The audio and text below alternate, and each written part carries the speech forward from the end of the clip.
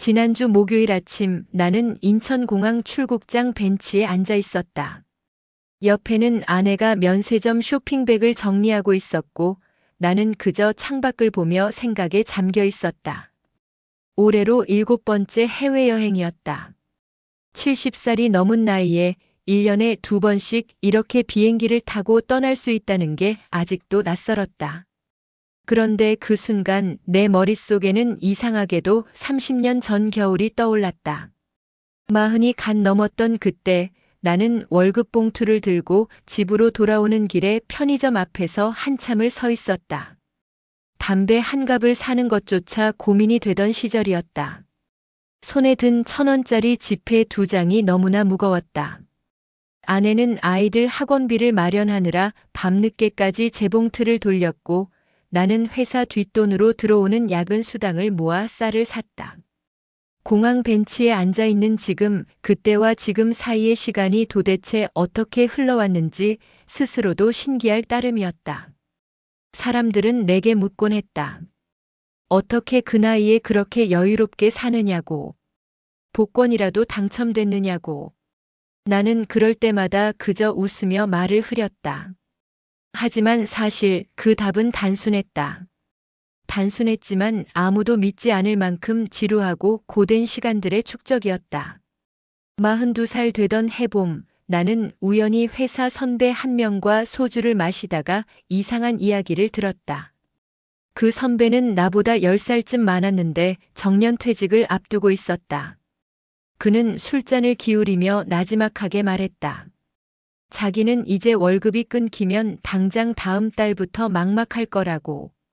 애들 대학 보내느라 집 한 채 마련하느라 정신없이 살다 보니 노후 준비는 손도 못 댔다고.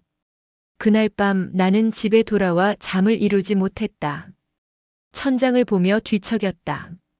선배의 얼굴이 자꾸만 떠올랐다. 그때부터였다. 나는 매달 월급의 일부를 따로 떼어놓기 시작했다. 처음에는 10만 원이었다.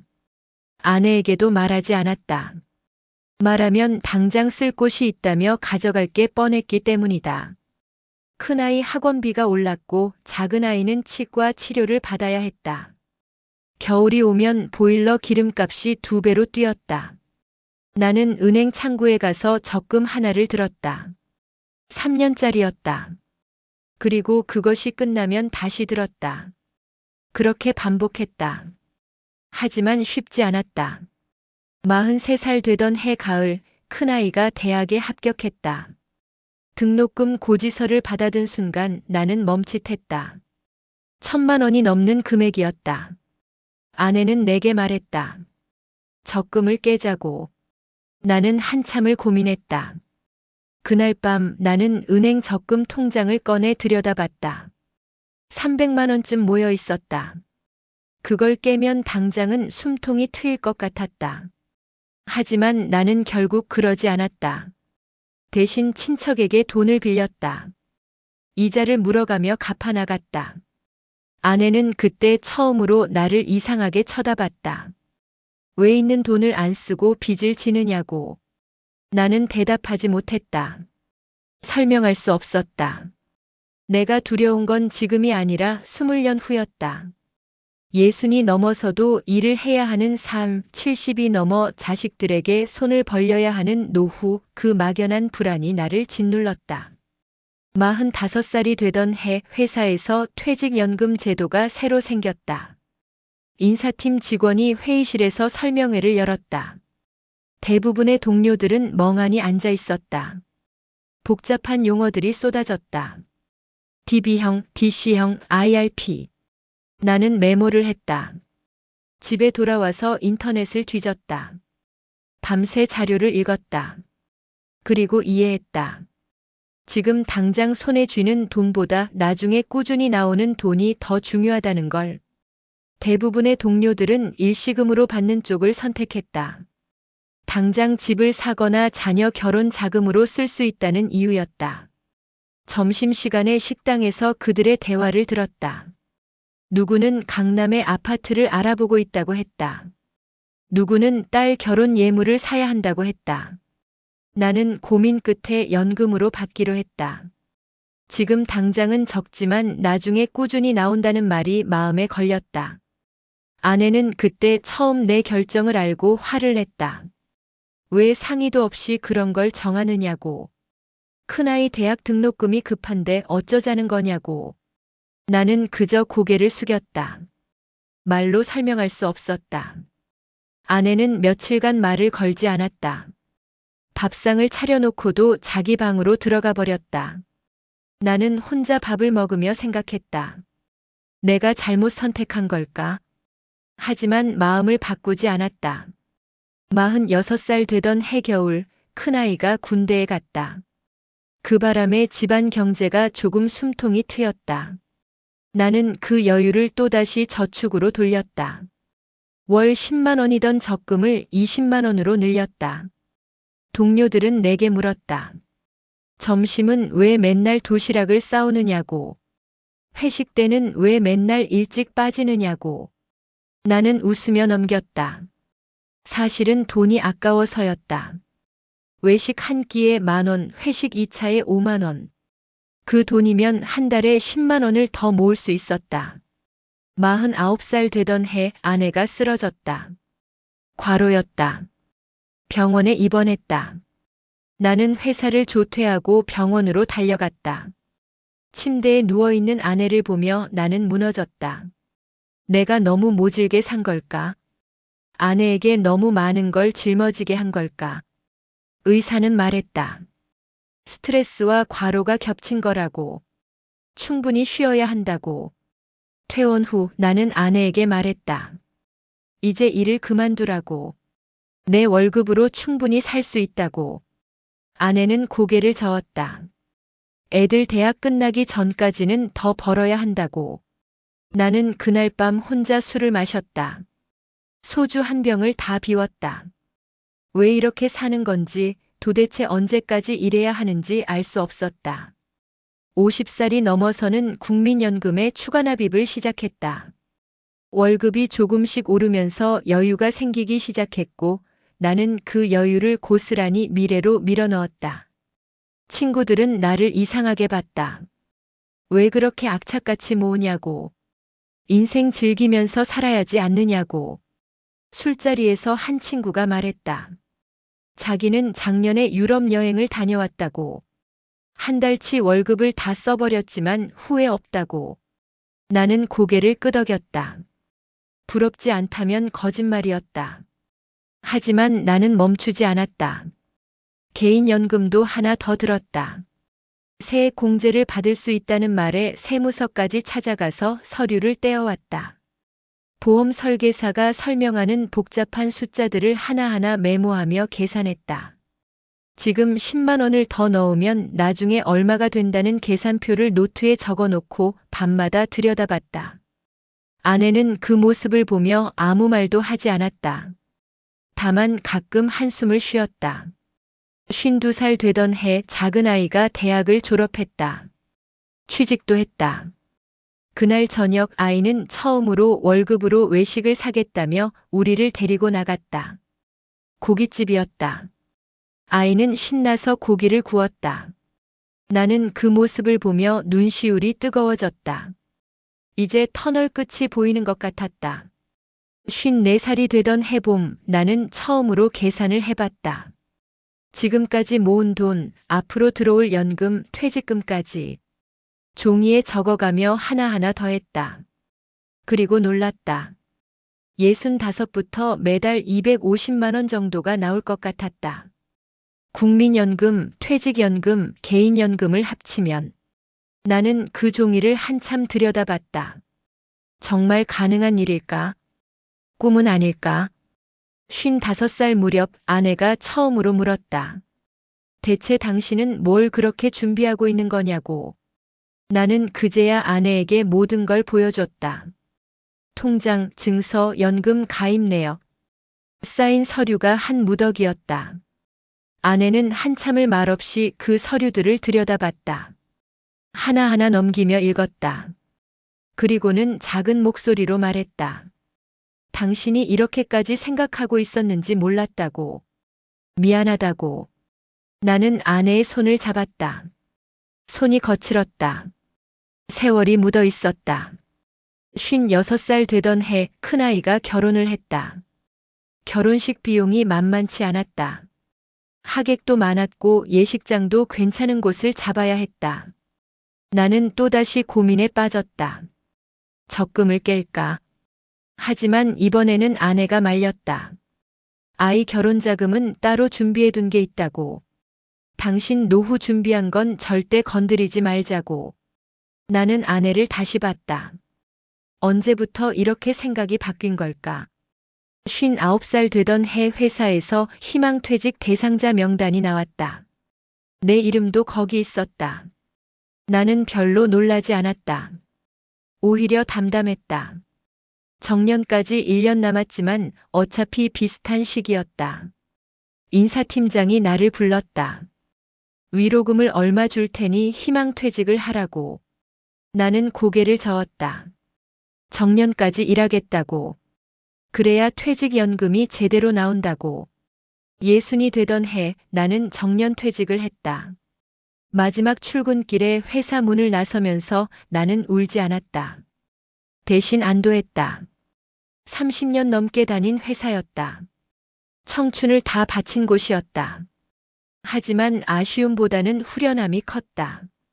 이제부터는 내가 쌓아온 것들이 작동하기 시작할 차례였다. 퇴직금은 일시금으로 받지 않고 IRP 계좌로 넘겼다. 세무사와 상담을 여러 번 했다. 어떻게 하면 세금을 덜 내고 연금을 더 많이 받을 수 있는지 물었다. 그리고 조금씩 연금으로 전환했다. 친구들은 내게 말했다. 바보 같다고. 당장 목돈 받아서 집이라도 한 채 더 사는 게 낫지 않느냐고. 나는 웃으며 넘겼다. 61살 되던 해 나는 처음으로 아르바이트를 했다. 아파트 경비일이었다. 월급은 많지 않았지만 시간이 남아서 했다. 집에만 있으니 답답했다. 아내는 걱정했다. 쉬라고. 이제 충분히 일했으니 쉬라고. 나는 괜찮다고 했다. 사실 조금 불안하기도 했다. 연금이 정말 나올까? 내 계산이 맞을까? 62살부터 연금이 나오기 시작했다. 국민연금, 퇴직연금, 개인연금. 3개의 통로에서 매달 돈이 들어왔다. 처음 그 금액을 확인했을 때 나는 멍하니 통장을 바라봤다. 250만 원. 정확히 내가 계산했던 금액이었다. 한 달 생활비로 충분한 금액이었다. 아내와 둘이 살기에 넉넉했다. 나는 그 통장을 한참 들여다봤다. 울컥했다. 이게 정말 내 통장이 맞나 싶었다. 아내에게 통장을 보여줬다. 아내는 눈물을 흘렸다. 왜 우느냐고 물었다. 아내는 말했다. 당신을 믿지 못해서 미안하다고. 그동안 힘들게 한 것 같아 미안하다고. 나는 아내를 안았다. 오랜만이었다. 아내 어깨가 가늘었다. 63살 되던 해 나는 경비일을 그만뒀다. 이제 할 필요가 없었다. 매달 들어오는 돈으로 충분히 살 수 있었다. 아침에 일어나 공원을 산책했다. 점심은 아내와 함께 집에서 먹었다. 오후에는 도서관에 가서 책을 읽었다. 저녁에는 TV를 보거나 아내와 이야기를 나눴다. 평범한 하루였다. 하지만 그 평범함이 너무나 소중했다. 64살 되던 해 가을 큰아이가 집에 왔다. 아이는 내게 물었다. 아버지, 생활은 괜찮으시냐고. 돈은 모자라지 않으시냐고. 나는 웃으며 대답했다. 걱정하지 말라고. 우리는 충분하다고. 아이는 안도하는 표정을 지었다. 그리고 말했다. 친구 부모님들은 다들 자식들한테 손을 벌린다고. 그래서 걱정했다고. 65살이 되던 해 나는 아내에게 물었다. 어디 가보고 싶은 데 있느냐고. 아내는 웃으며 말했다. 일본 벚꽃이 보고 싶다고. 우리는 그해 봄 오사카로 갔다. 생애 첫 해외여행이었다. 공항에 도착했을 때 아내는 내 손을 꼭 잡았다. 손바닥에서 땀이 느껴졌다. 긴장하고 있었다. 비행기에 올랐다. 이륙할 때 아내는 눈을 질끈 감았다. 나는 아내 손을 잡아줬다. 괜찮다고 속삭였다. 오사카에 도착해서 우리는 호텔에 짐을 풀고 거리로 나갔다. 벚꽃이 만발했다. 아내는 사진을 찍었다. 계속해서 찍었다. 웃고 있었다. 그렇게 환하게 웃는 아내를 본 게 몇 년 만인지 모르겠다. 그 후로 우리는 1년에 2번씩 여행을 다니기 시작했다. 태국, 베트남, 대만, 스페인. 가는 곳마다 아내는 사진을 찍었고 나는 그 옆에서 그저 바라봤다. 돈 걱정을 하지 않았다. 매달 연금이 나왔고 그 돈으로 충분히 여행할 수 있었다. 남은 돈은 다시 저축했다. 아직도 불안한 마음이 조금은 남아 있었다. 68살 되던 해 작은 아이가 집에 왔다. 아이는 내게 물었다. 아버지는 어떻게 노후를 준비했냐고. 자기도 이제 슬슬 준비를 해야 할 것 같은데 막막하다고. 나는 아이에게 내 이야기를 천천히 들려줬다. 특별한 비결 같은 건 없다고. 그저 꾸준히 오래 포기하지 않고 쌓았다고. 42살부터 시작했다고. 매달 조금씩 떼어놓았다고. 퇴직연금은 일시금이 아니라 연금으로 받기로 했다고. 개인연금도 들었다고. 국민연금 추가납입도 했다고. 당장 눈앞의 것들을 포기하는 게 힘들었다고. 아내와도 많이 싸웠다고. 하지만 멈추지 않았다고. 아이는 고개를 끄덕였다. 그리고 물었다. 그게 가능했던 이유가 뭐냐고. 나는 잠시 생각하다가 대답했다. 두려웠기 때문이라고. 늙어서 초라해지는 게 무서웠다고. 자식들에게 짐이 되는 게 싫었다고. 그 두려움이 나를 움직이게 했다고. 아이는 그날 밤 늦게까지 나와 이야기를 나눴다. 연금 이야기, 저축 이야기, 노후 준비 이야기. 아이는 메모를 했다. 진지한 표정이었다. 나는 그 모습을 보며 생각했다. 이 아이는 나보다 더 잘할 것 같다고. 나보다 일찍 시작하니까. 69살 되던 해 아내가 건강검진을 받았다. 다행히 큰 이상은 없었다. 의사는 말했다. 나이에 비해 건강하다고. 스트레스를 덜 받아서 그런 것 같다고. 나는 그 말을 듣고 안도했다. 내가 준비한 게 헛되지 않았다는 생각이 들었다. 아내가 건강하게 여유롭게 살 수 있다는 것만으로도 충분했다. 70살이 되던 해 큰아이가 손주를 데리고 왔다. 5살짜리 여자아이였다. 아이는 나를 보고 할아버지라고 불렀다. 나는 그 말을 듣고 웃었다. 정말 할아버지가 된 거였다. 손주에게 용돈을 줬다. 10,000원짜리 지폐 5장. 큰아이가 말렸지만 나는 괜찮다고 했다. 이제는 줄 수 있으니까. 지금 70살이다. 아내도 70살이다. 우리는 매달 연금을 받으며 산다. 250만 원. 생활하기에 충분한 돈이다. 병원비도 낼 수 있고 여행도 갈 수 있고 손주에게 용돈도 줄 수 있다. 자식들에게 손을 벌리지 않는다. 오히려 가끔 도와줄 수 있다. 사실 나는 지금도 가끔 생각한다. 만약 그때 42살에 내가 그냥 흘려들었더라면 어땠을까? 만약 선배의 말을 그저 술김에 하는 넋두리로만 받아들였더라면 아마 나도 지금쯤 자식들에게 손을 벌리고 있었을지 모른다. 아니면 70이 넘어서도 어딘가에서 일을 하고 있었을지도. 편의점 야간 아르바이트를 하거나 아파트 경비실에서 밤을 새우고 있었을지도.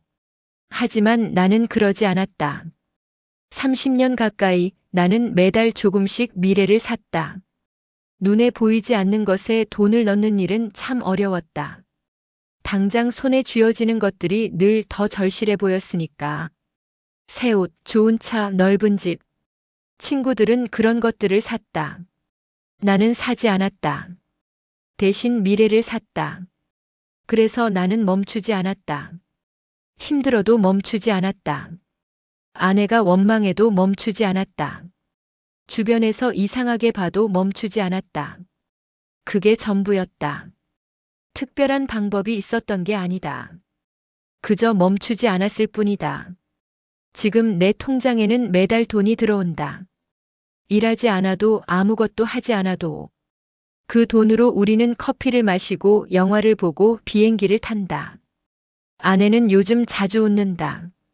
예전에는 그렇지 않았다. 돈 걱정, 미래 걱정으로 얼굴이 늘 굳어 있었다. 이마에 주름이 깊게 패였다. 지금은 그 주름이 조금 옅어진 것 같다. 웃을 때는 눈가에 주름이 생긴다. 그 주름이 예쁘다. 며칠 전 우리는 다음 여행지를 정했다. 프라하다. 아내가 가보고 싶다고 했다. 체코의 거리를 걸어보고 싶다고. 나는 고개를 끄덕였다. 가자고. 언제든 갈 수 있다고. 비행기 표를 예매했다. 호텔도 잡았다. 여행 가이드북도 샀다. 아내는 그 책을 매일 들여다본다. 어디를 가볼까, 뭘 먹을까 고민한다. 그 모습이 좋다. 사실 나는 대단한 사람이 아니다. 평범한 회사원이었고 평범한 가장이었다. 특별한 재능도 큰 재산도 없었다. 단지 나는 알고 있었다. 시간은 모든 사람에게 공평하게 흐르지만 그 시간을 어떻게 쓰느냐는 각자의 몫이라는 것을. 나는 내 시간을 미래에 투자했다. 지금을 조금 희생하면서. 그리고 지금 그 투자가 돌아오고 있다. 매달 250만 원. 죽을 때까지 나온다. 나는 이제 안다. 내가 한 선택이 옳았다는 걸. 힘들었지만 버틸만 했다는 걸. 그리고 그 시간들이 헛되지 않았다는 걸. 지난주 공항 벤치에서 나는 아내에게 물었다. 행복하냐고. 아내는 잠시 망설이다가 고개를 끄덕였다. 그리고 덧붙였다. 당신이 그때 그 선택을 해줘서 고맙다고. 힘들게 해서 미안했다고 이제는 이해한다고. 나는 아무 말도 하지 못했다. 목이 메었다. 30년을 기다린 말이었다. 탑승 안내 방송이 나왔다. 우리는 자리에서 일어나 게이트로 향했다. 복도를 걸으면서 나는 생각했다. 이 모든 게 꿈 같다고. 70이 넘어서 이렇게 살 수 있다는 게. 하지만 이건 꿈이 아니었다.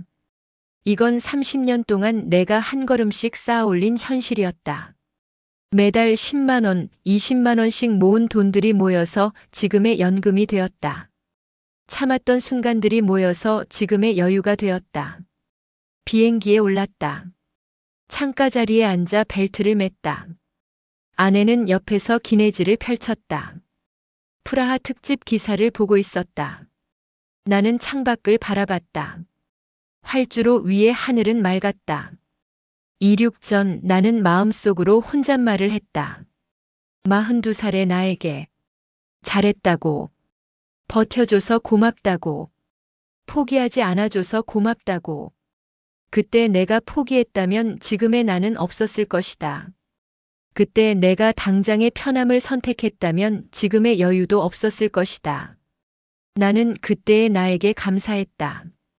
힘들어도 견뎌준 그 사람에게. 비행기가 움직이기 시작했다. 속도가 붙었다. 그리고 날아올랐다. 나는 눈을 감았다. 이제는 괜찮았다. 무엇이든 괜찮을 것 같았다.